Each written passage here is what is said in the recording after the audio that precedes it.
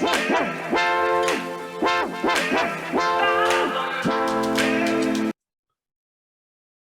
everyone. Welcome to IT Tech Talk. I'm your host, Joel Ward, and with me is James. James, how are you doing today? Awesome. How are you today? Good, good. Just another Thursday. So James, if I got to get to know you off of your bio, but I would love to my listeners to know what you do and what you're about and what got you started in the space you're in. Sure. Well, I'm the founder and CEO of Game Apart. We're a remote team and culture building company. And so, we help companies with kind of in this newish remote and hybrid world keep their team and team members connected. And I've been doing the startup thing for probably 10 years now. So this one I kind of stumbled into during COVID. I was doing consulting. I advise other startups. That's sort of how I pay the bills and bootstrap this one. But I was doing that, and COVID hit, and we were living on Zoom and trying to keep connected with friends and family and coworkers, and kind of stumbled into this. We were on a call with some friends and my brother and I, and went looking for games over Zoom because we were bored out of our minds, right? It was just like hour 50 for the week, and nothing existed. And so we started out as like a games company, a gaming platform, and one thing led to another, and I'm happy to go into that story. I'd love to go into that story, but now we're doing this thing with helping companies reach out to their remote folks and help them stay sane. Yeah, and I was actually looking at your site. What you're doing is pretty fascinating, and I don't know the space, and like I just started doing this, so Zoom call stuff, so like I didn't really realize there wasn't something out there before. Like, I mean, I guess we can play from our phones, but there isn't that connectivity like you're talking about. Like, you can't see face to face when you're playing that game. So it's like this is something new and inventive that you came up with. So you were talking about a story. Would you like to, if you are willing to, you can go into that story about kind of how it happened?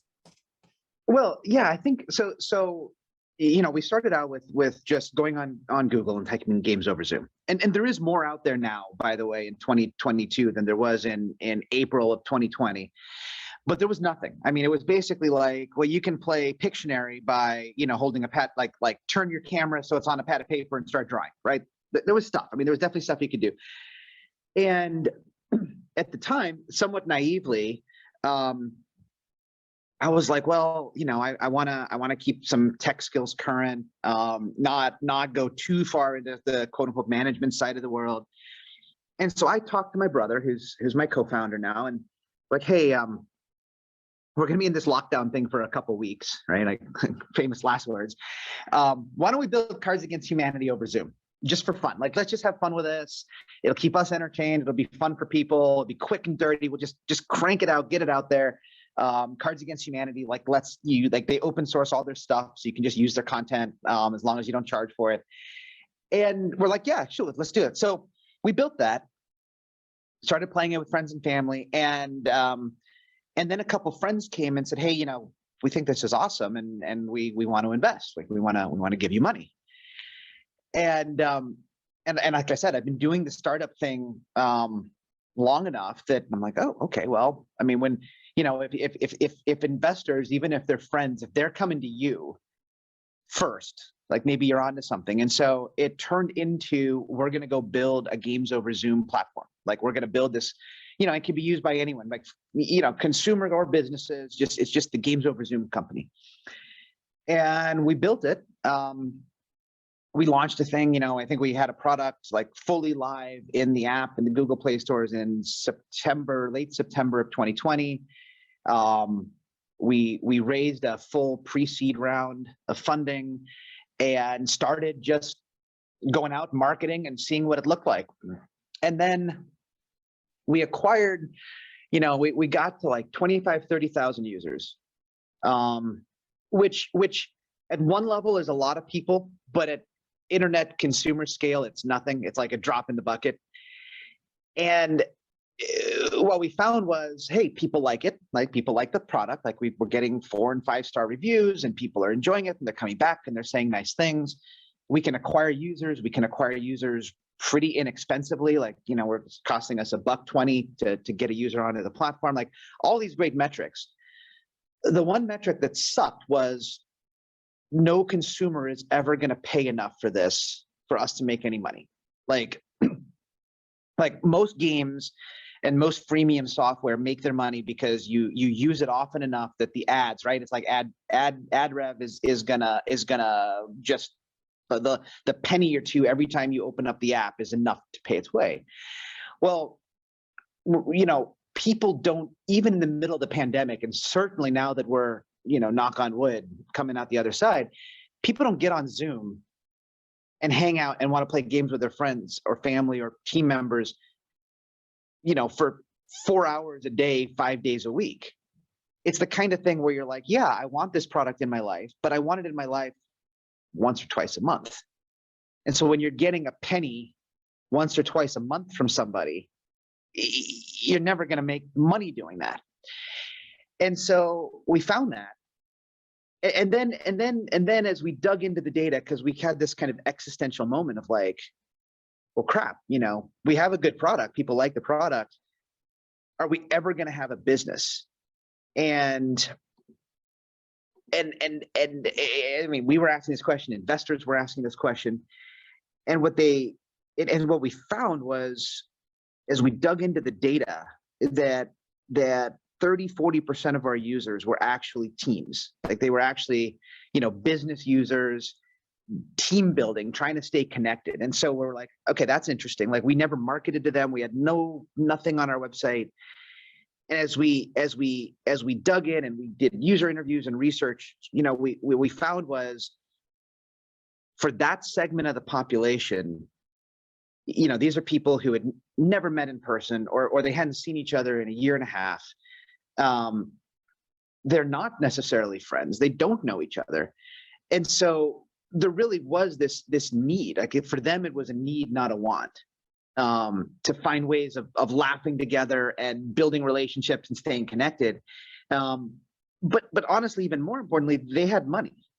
Like they actually had a budget to spend. Like for them, if you're a manager, you have money that used to go to happy hours and team lunches and company events, or, you know, the company picnic or holiday party. So you had that budget. And if you're HR, you're fighting with like the Great Resignation and salary inflation and employee wellness of, you know, people are, you know, Zoom fatigue and feelings of isolation and all that. And you're dealing with like big budgets of retention and strategy and all that.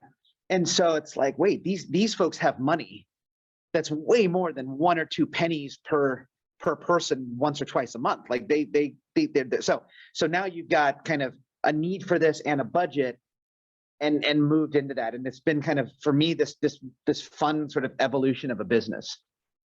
So I have a question. So you moved into team building, basically. Do you still let basic users on and do Absolutely. Okay. Yep. So it's not just for team building, it's also for the average user. It's also for the average user. I think what they'll find is that a lot of our stuff is moving into the space of connection building. So it's you know, the other thing we found is, if you just want to go online and play games with or against some people, like with or against your friends, there are games out there that are way better than anything we're going to build. Right? I mean, there are big game studios that have been doing this for years, and as I was sitting in front of like investors pitching what we were doing, they would say, well, how do you compete with them? And the answer had to be, we're not. Like we're not trying to build better games than these folks. It's really that we're building tools, and games are a great tool to help people who are connecting online actually connect. Right? It's like you and I, right? I mean, we've just met, like we barely know each other. We have no basis for a real relationship, right? Like we don't have anything to laugh about or be vulnerable about or anything like that. But if we pulled, you know, a Cards Against Humanity or our variations of Taboo or Heads Up, or, you know, any of these sorts of games, but very games that are very specifically intended to pull us, to require that we be interacting like speaking live, preferably on video, and B, kind of designed to pull us to the edge of our comfort zone. Now it's going to make us open up to each other a little bit more, right? Like if we're shouting words back forth of each other and making fools out of ourselves, right? It's like, okay, at the end of that process, we're going to be more comfortable than we would have been with a 30-minute Zoom call outside of that. And that's kind of the philosophy of what we're trying to build. And that does apply just as well to families as it does to teams. I think we've just taken it as, for the families, we're not going to charge them. I mean, you will get ads, and the ads are now going to basically be for like some of our partners that we work with. But for the most part, for a consumer user, that's going to be a free platform, and we're really focusing the business model side towards the team building and relationship building in companies. Awesome. So off of that, have you seen, since you switched to team building exercises and games, have you seen an increase in revenue versus the just personal users and stuff? We have. And I mean, for us, revenue for us is we're pretty early stage. Mm-hmm. So our revenue numbers aren't massive yet, but as an example, so we just launched, we've been piloting this new program and teasing it and doing free trials and all that stuff since March. And we just launched it officially in June, like truly, like with pricing and checkout flows and all that stuff.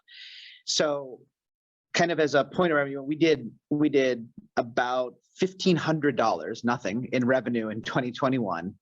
And we had done about $2,000 in revenue the first 5 months of 2022, like consumer ads and all that. And we've booked 10, 12 grand in revenue in the first 9 days of June. So I mean, of course, these are tiny numbers, like, and it's such a weird thing to me, like doing this bootstrap startup thing where, because I've not done it myself, like from, two guys in a garage before. I've done it from like joining a company as employee 10 or, all that. And so it's still small numbers in the grand scheme of things, but what we're seeing is our ability to find leads, close leads. The pipeline that we're looking at it's like, now this is like, okay, this is the growth we were looking for from day one. And it's just this weird, like, evolution of a business where I hope, knock on wood again, I hope that this is sort of that inflection point where we can keep this momentum going. And it's not just that we had a bunch of things kind of queued up, but really that we've kind of cracked the code now, and it's just go figure out how to keep selling from here. Yeah. So I have another question. What got you into the startup space, or like entrepreneurship startup space? What got you into that? What made you want to do that kind of realm of activities? There's two parts to that. There's the startup space and then kind of the entrepreneur. And I didn't actually recognize maybe the difference between them until a few years ago. The startup space, I just love. I did the first half of my career in kind of big Fortune 500 companies. I learned a lot, but man, I wanted to move faster, right? I wanted to be, agile is a very loaded term in our industry, right? So I wanted to be nimble. And so that's what got me into startups was the, nimble. I am a risk taker. I'm a gambler. And so the idea that, take a risk, move fast, like that appealed to me a lot. So that got me into the space. And then back, I don't know, 5-6 years ago, let's call it 5 years ago. 5 years ago, I was the CTO in a blockchain elections company. So we were out to change the world by letting everyone eventually vote on your phone. Like that was the mission. That was the mission of the company in a nutshell. Long ways to go. I mean, there was a lot that needs to happen before that's a reality, but that was the goal.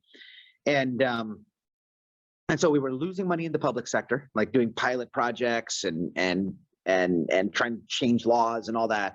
And then we were making some money in the private sector, doing voting for like the Oscars and the Emmys and partnership votes and shareholder votes and all that. I think most people, in fact, almost no one realizes that the private voting sector is actually a much bigger market than the public voting sector. So we were doing that, and through a weird twist of fate, I found myself sitting in the CEO seat. Some weird stuff happened with our ownership and the original founder and all that, and I ended up kind of sitting in the top seat. And I realized I loved it. Like I realized that it was a lot harder than I'd ever anticipated. That all those times that I railed against the man, or in my case the woman, but all the times I railed against the boss, and then being in that seat, I kind of recognized that it was very different than what I thought, but also that I loved it. I love this idea of being able to take the company where you want and sink or swim. That's it. And so that was sort of the dive into the entrepreneurial side of things. And I kind of, so we sold that company. We were able to turn it around. I mean, it was losing money hand over foot. At first, we were able to turn it around. We sold that company back in 2018. And I came out of that thinking, like, this is what I want to do. I mean, I want to be building and running startups. And if I'm not doing that, then I'm doing kind of part-time stuff, advising and helping other people do that, and just never look back. It's been a ride. It's been a blast. So you consult people on startups, basically, on how to get their foot in the door, get funding, stuff like that? How to get their foot in there. I'd say how to get funding, and really for me, so for that side of things, for that side of what I do, it's my sweet spot is you're ready for your first big funding round, or you've just gotten it. And it's like, what do? You just got 10 million in funding. And you've never had those kinds of resources to work with. How do you spend it, especially on product development, product strategy? How do you do that, right? Like, you've got to. So I'm an engineer by background, right? Like that was kind of I came up that side of things. I was a CTO and a CPO, chief product officer. And so when you go from we've been scrappy, we've made it work, we got an MVP out there, to okay, now it's time to go and hire. Now we've got the budget and the expectation that we scale up to a 20, 50, 80, 100 person engineering team, and we got a full product management team, and we need scaled agile and a full DevOps team and a design team. Like, how do you make all that work? Because a lot of times what happens is, a business will start out and it'll either be the founder who's driving that, or they'll have like their technical co-founder, or someone who's kind of guiding that. But when it starts getting to that scale, they've just never done that before. And what happened to me once earlier in my career was I was that guy. I had just never been through it before, and someone ended up getting hired in above me, and it pissed me off. I'm like, this sucks. Like, I got the company to this point, and it wasn't the wrong decision for the company. Like, I can look back and say, like, that they were right. I wasn't ready for the next step. But a lot of what I try and do now with startups is say, like, you don't need to go hire someone in. Like, and I'm actually with a firm that does this. It's a small firm. We're, a group of us that does this as a practice, where we partner up with VCs and private equity groups, and we go in and say, we'll help, we'll mentor, we'll get your folks ready. We'll sort of be the advisor who says, are you really sure you want to structure your team that way? Are you really sure that you want to go and try and grow from a 5-person team to a 50-person team in 3 months? That sort of thing. And that's I don't know. It seems like there's a real niche for that.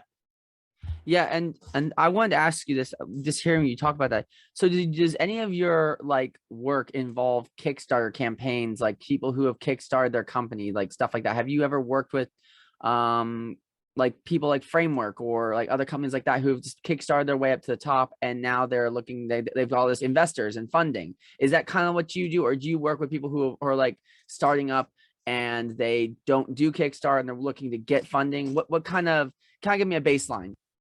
Yeah. So I personally haven't done anyone. I certainly would. None of the companies I've worked with got their start on like a Kickstart campaign. They've done it primarily through like a seed fund or a, like kind of the more institutional investor.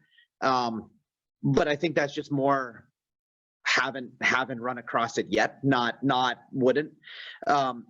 For the most part, and not always, for the most part, for me working with companies, it's either just as they're ready to go after that first large chunk of money, or just after they've gotten it.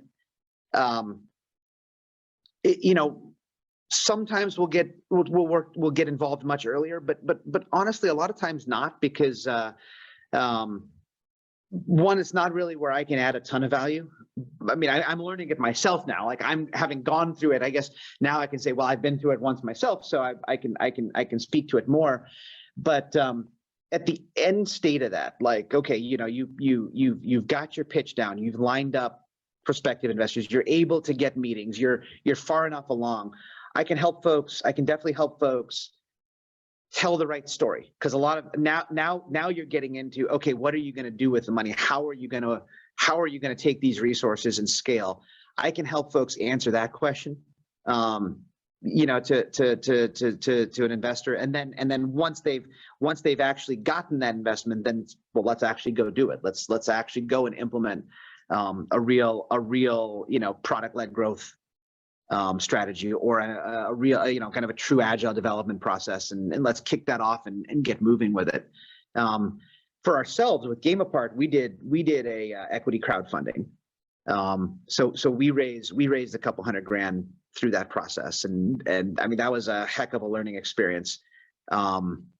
Had never really even looked at it other than as a participant, and, like, I mean, I'll back projects, but outside of that, I'd never really looked at it. But we went kind of through that journey, and it was an interesting one. I mean, it was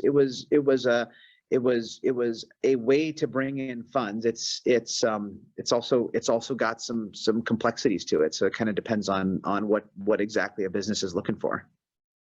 Yeah. So what is your favorite part about working with startups? Like, is it seeing, like, if I was doing it, it would be seeing companies grow, because, like, I love seeing people get started and stuff. So what is your favorite part of working with startups and getting them off the ground, helping them get the tools they need? Yeah, I think, I mean, to me, the best part is just it's the people you get to work with, because if they're grinding it out, I mean, these people, every single one of them is just committed as hell, right? And I mean, and usually the companies I'm going in with, I mean, there's like, I have to believe in what they're doing. Partly just for my own satisfaction, like, I don't want to, like, you don't want to go spend time in something you don't believe in, but also because a lot of times the compensation is tied to success. Like a lot of times they can't afford to pay much up front. So a lot of times, like, the compensation to it is tied to successfully closing a round, or there's an equity piece or something like that. And so I already believe in the idea, but then the people who are doing it, like, you can't do the startup game if you just don't believe in what you're doing, and if you're not willing to knuckle down and just do the work. And and I think for me, kind of, especially with that early career background in just big enterprise, and there's some great things about big enterprise, by the way. I mean, right, like, the products they can build, if they get their minds on it, are incredible. But I just love getting in with a small team where there's no concept of, that's not my job, where everyone wears every hat, everyone's committed. Everyone is generally speaking, I mean, not necessarily the most experienced, because a lot of times what I see with startups is they have to go and hire what they can afford, which generally means they're kind of younger, less experienced, but super go-getter. And to me, like, just that dynamic is really fun. Like, getting to work in that space and that dynamic is just, I don't know, it's just energizing. Maybe keeps me young. I don't know. No, that's awesome. That's awesome. We are about to be on our time. Real quick though, before we end this, I would like to ask you: is there anything, any like short advice you could give someone that you want, that you know now, but you wish you knew starting your career in startups or even in business? Again, I think, you know, in the startups, it is a grind, and everyone says it, every book, everything, but being willing and ready to follow the data and pivot. I mean, that's for us. I don't know that we're going to succeed yet, by the way, but if we do, and I think we will, I believe we do, I have to believe we will, but if we do, it was the willingness, it will have been the willingness to recognize that the original business model we were on didn't work. Like, it was just fundamentally, we will never make money at this. And that was a really hard thing. That was a hard decision to make, because we're sitting here and we were at a point where if we poured, you know, another 100 grand into marketing, we would have gotten 90,000 users. We would have hit the 100,000. We did pass that eventually, like slowly, but you know, we could have gotten to 100,000 users. We could have gotten to 200,000 users. We could have worked to up their engagement. We could have said, can we get them from playing once or twice a month to 10 times a month? But kind of stepping way back and recognizing, wait, the business we're doing isn't going to work. And being willing and ready to pivot to something else. To me, you know, I saw that and I believe that can help us be successful. And then in that last company, a couple companies back, but that company I talked about, the blockchain voting one, I saw a founder who was not willing to pivot. And in her case, you know, she ended up losing the business. I mean, she ended up, you know, someone else owned it. So it wasn't allowed to fail, but, you know, founding CEO and ended up out of her own business. And so to me, if you're going to do this space, you just have to be willing to follow the data and pivot when necessary. That's awesome. James, thank you so much. For those listening, this will be airing. Let's see, today is Thursday. This will be airing this weekend. So for those tuning in, you'll be hearing this weekend. But thank you so much, James, for tuning in. I much appreciate you going on the show. Thank you so much for sharing your information. And actually, I'm going to leave a link to your site and your game stuff in the comment section so people can check it out. And maybe you can get a couple more users off of that. But James, absolutely, thanks again. Sorry. Thanks again for tuning in, and I'll catch you all in the next one.